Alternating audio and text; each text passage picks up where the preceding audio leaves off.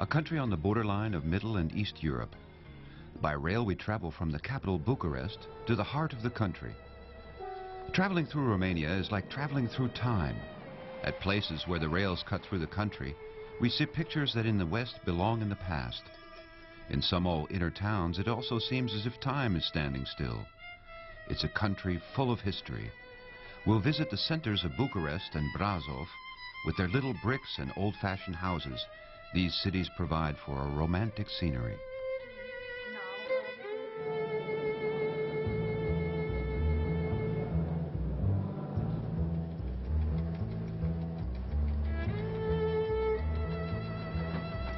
We start in Bucharest. This metropolis is situated about 100 kilometers from the Danube. It is the beating heart of the country. To build this enormous palace, they had to demolish 1/5 of the historic town center. It was dictator Ceausescu's showpiece. They started building it in 1984. 25,000 laborers worked on it, but they never finished it, since the dictator was deposed in 1989. Now it is empty and inaccessible for the public. The new town looks totally different. In 40 years of communism, they put a lot of new buildings there. The fall of communism in Romania began at the square of the revolution. Since the overthrow of the dictator, they pay much more attention to the historic buildings of the city. Fortunately, a lot of these buildings are still standing.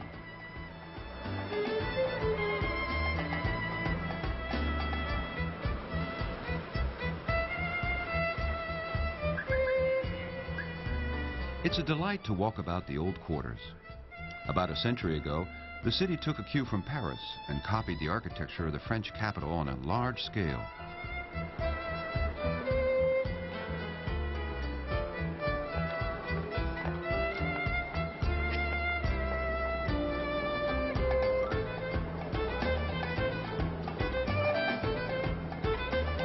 Nevertheless, the influence of the East is also recognizable in the city. This, for example, is a Russian church from 1905, built on the finances of the Tsarist royal house in Moscow. Since the revolution of '89, they're obviously working on the facelift of Bucharest. They're fixing the storefronts, and the streets receive more and more color by means of new stores and street lighting that actually works. Although some think this process is going too slow, the Romanians themselves are still very happy to be delivered from the yoke of Ceausescu.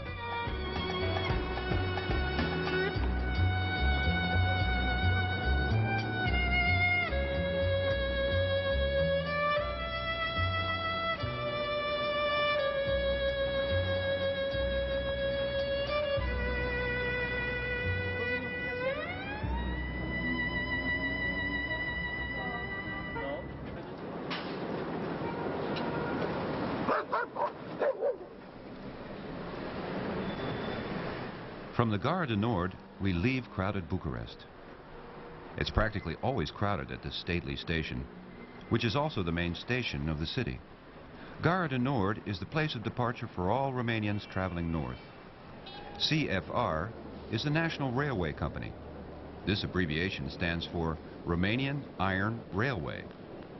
The railway network of the CFR is fairly extensive and inexpensive. For that reason, the train is a popular conveyance in Romania. It's rather difficult to buy a ticket here. Each destination has its own ticket window, and it requires some searching to find the right one. At small stations, they often have only one ticket window, so you won't have that problem there. In Romania, a ticket is always one way, for return tickets don't exist here.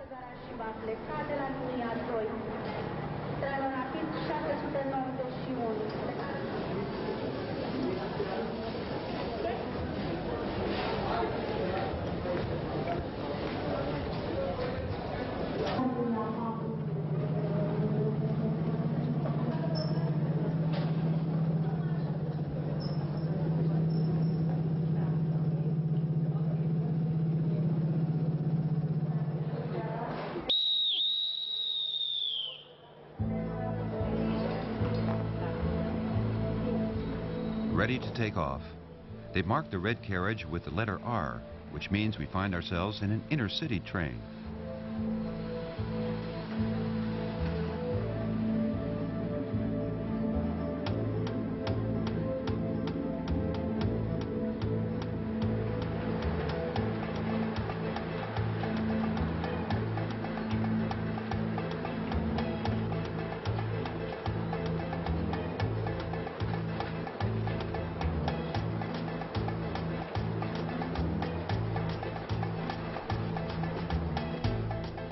We leave Bucharest behind us and are on our way to Ploiești, about 60 kilometers north of the capital. Straight after the outskirts of Bucharest, the extensive country begins.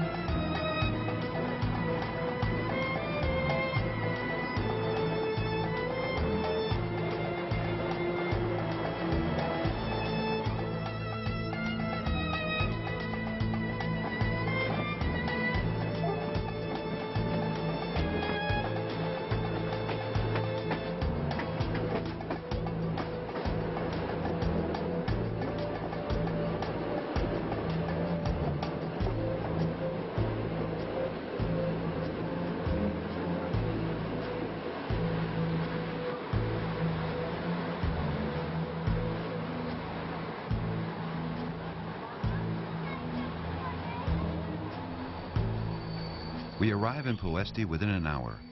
This is an important city in Romania because here they extract petroleum. Since World War II, the city has also extended itself industrially.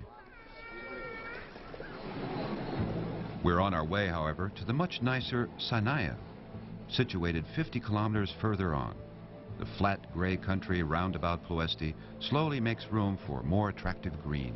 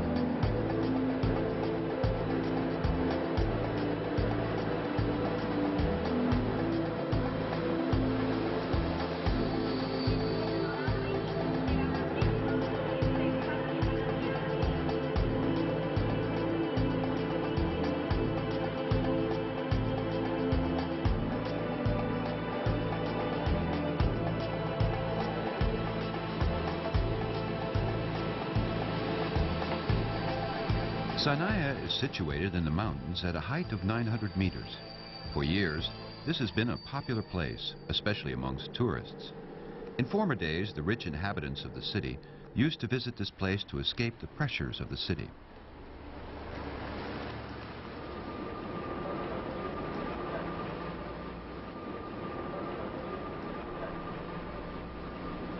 The beautiful little station is hidden behind the green mountains. A little further on, we find the city.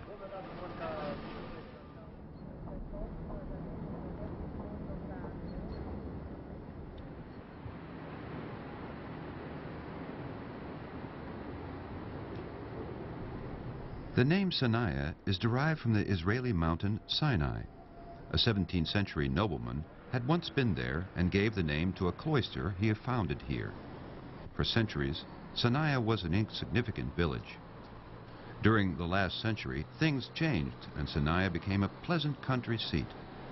The Romanian royal family even made the cloister their country house. The rich friends of the family traveled after them and built numberless country houses in Sanaia.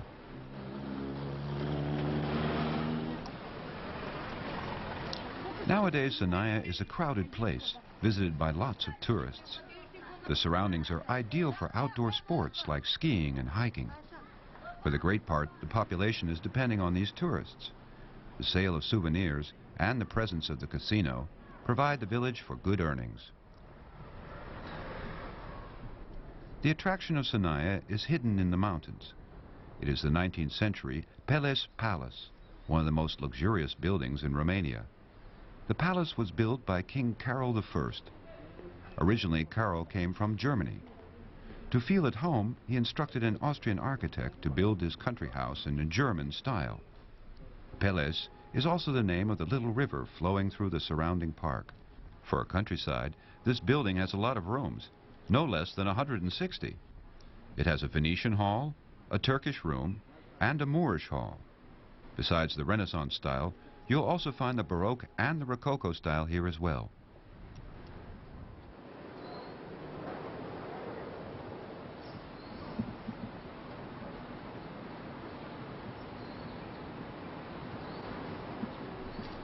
They have hung practically every wall with wood and placed many pictures here, among which a number of Rembrandt imitations. Of course, dictator Ceausescu wanted to stay here too, but he didn't have the courage to sleep here, being afraid of the moldy wood that would affect his health.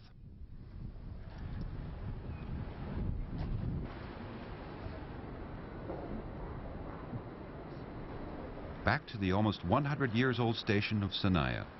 It is situated on the Prahova River, east of the village.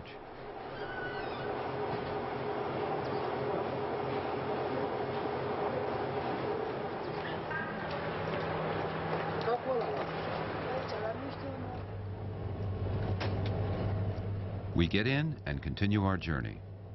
We leave the monumental little station and are on our way back through the Carpathians.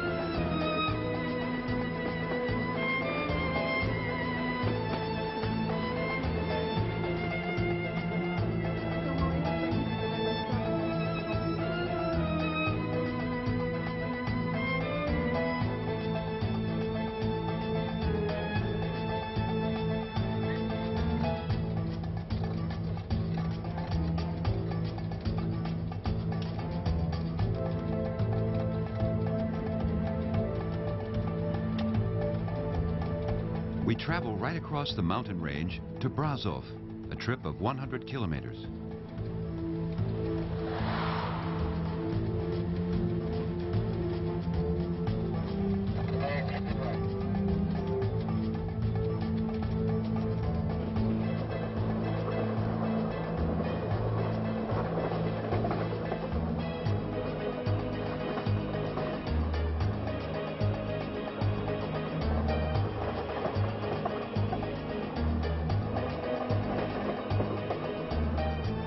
Slowly we are leaving the southern Carpathians and arriving on the Transylvanian plateau. Transylvania is the central part of Romania, situated on a height of 300 to 800 meters above sea level. Extensive landed properties and solitary woods succeed each other.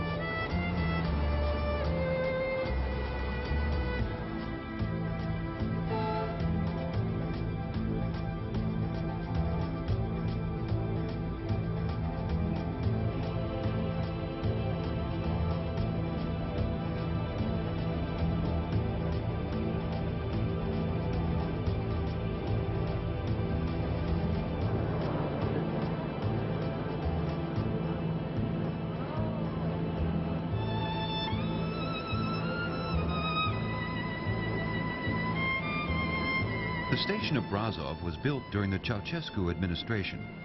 In most cases, this means dull and without frills. Even the weather seems to match the environs.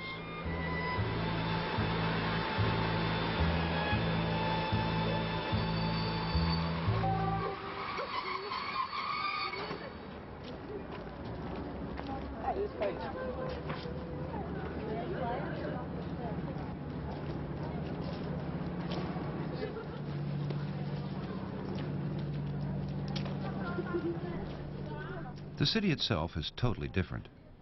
The Germans founded Brasov in the Middle Ages. In 1918, it finally became part of Romania.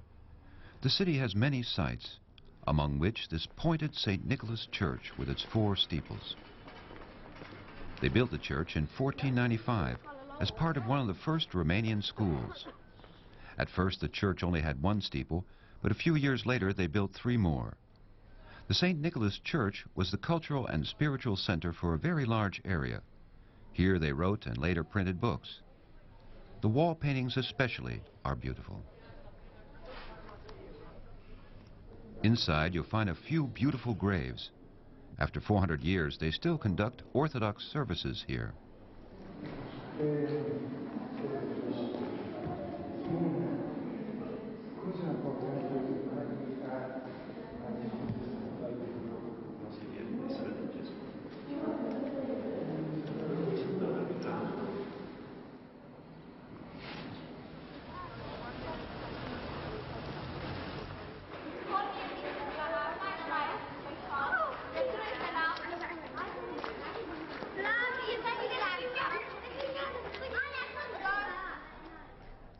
Close to the Nicholas Church, you'll find a totally different church.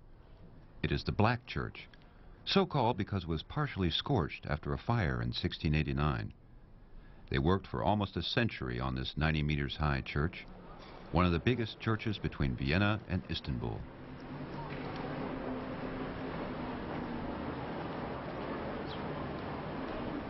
Brasov is a city with a rich past, and you can see it. Besides the churches we've already mentioned, you'll find colorful streets and beautiful squares here. The Hungarian, Turkish, German, and Austrian influences are found in the many architectural styles. Foreign intruders have destroyed the city many times. In 1421, first the Turks, and 250 years later, the Austrians, set the city on fire. Later on, the communists renamed Brasov Orazul Stalin, that is, City of Stalin. But now it's called Brasov again, and since the revolution of 1989, Brasov flourishes as never before.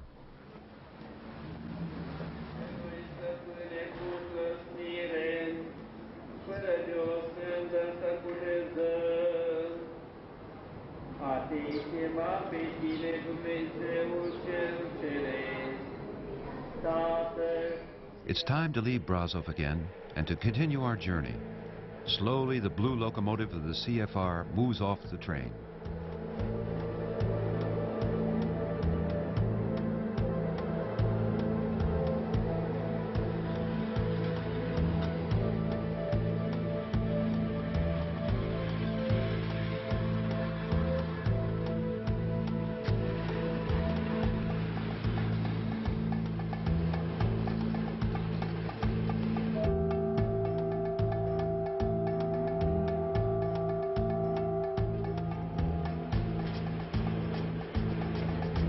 We travel further north to the country village called Vatra Dornai.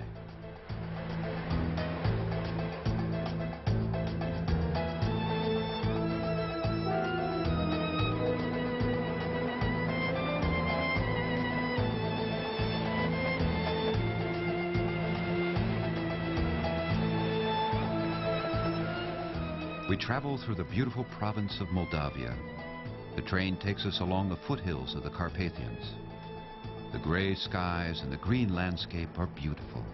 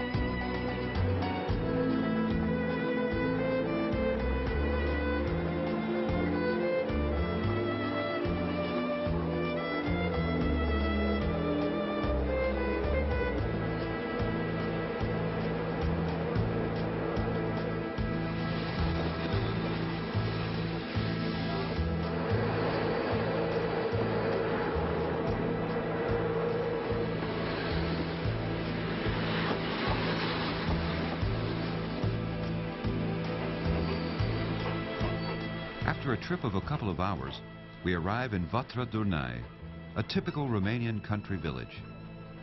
This town is more crowded than most of the other villages. That is because the Romanians come here for the health resort. Vatra Durnai is situated in beautiful surroundings. In this neighborhood, the Dorna River is central because of its importance for both the farmers and the health resort.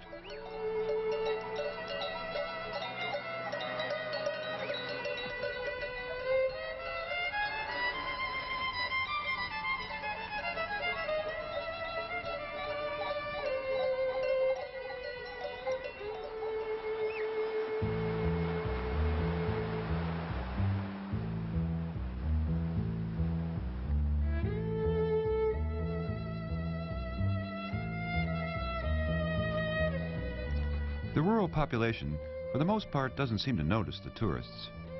Since the fall of communism, life hasn't improved much for them. The fuel prices are high, and there's a lack of machine parts. Still, the farmers are hoping for better times, and you can always get a friendly smile. It seems as if the geese want to show us the way to our next destination. Nearby Vatra Durnai is one of the most beautiful cloisters of Romania, the Moldovita. This cloister dates from 1532. The special attraction of the cloister are the many pictures outside the building. The pictures represent the Last Judgment and the siege of Constantinople in 626. Although they're exposed to the open air for more than 400 years, the condition of the frescoes is still fairly good. With financial help, UNESCO keeps this cloister in passable condition. With this visit to the Bible of the open air, we've come to the end of our journey through the fascinating country of Romania.